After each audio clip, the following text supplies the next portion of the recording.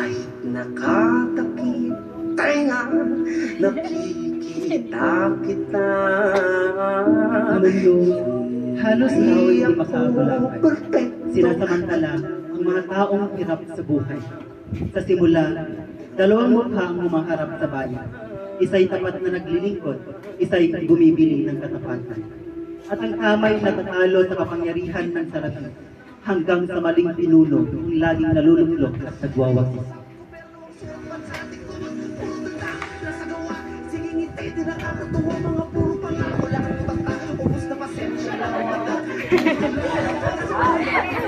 Sa limuot ng bawat pangyayari, dito nagsimula ang kwento ng dilim.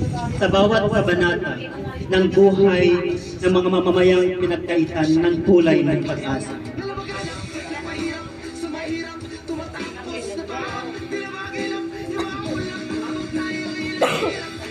Sa kanyang paggupoy, tila hari sa trono ang mamamayan. Ang bayan ay nakalubot, naghihirap sa sariling lupain.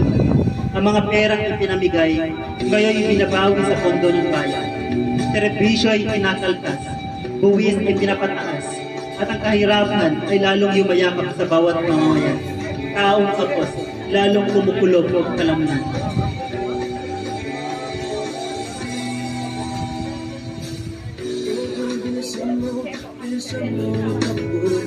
Ilagang mga bombang nakatutok sa ulo mo. Toto'y tumalong ka, tumaba kung kailangan. Baka naman Tila inuutos sa programang Pantawid Pamilyang Pilipino.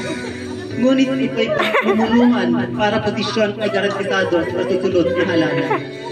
Ngunit ano ang nangyayari? Sila ito'y ginagamit sa karimar-marim na gawi. Mga matay na kayo po, pag-asa'y tila nakakadena, kilot at isip ay kontrolado, walang kalayaan.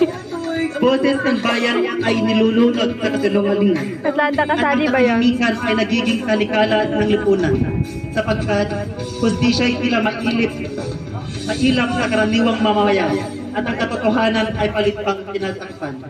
Ngunit mamamayan, kailan ka nga ba mapagbibigyan?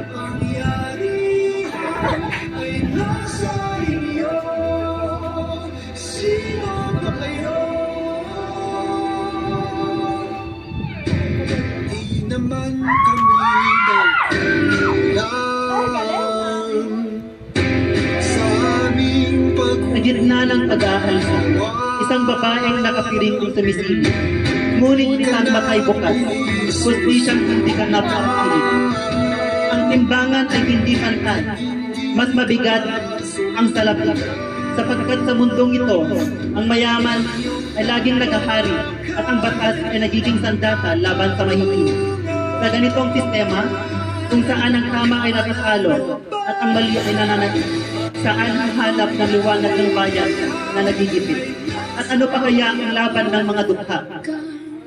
mapahala, ikaw ay mahalaga, hindi kita pababayaan.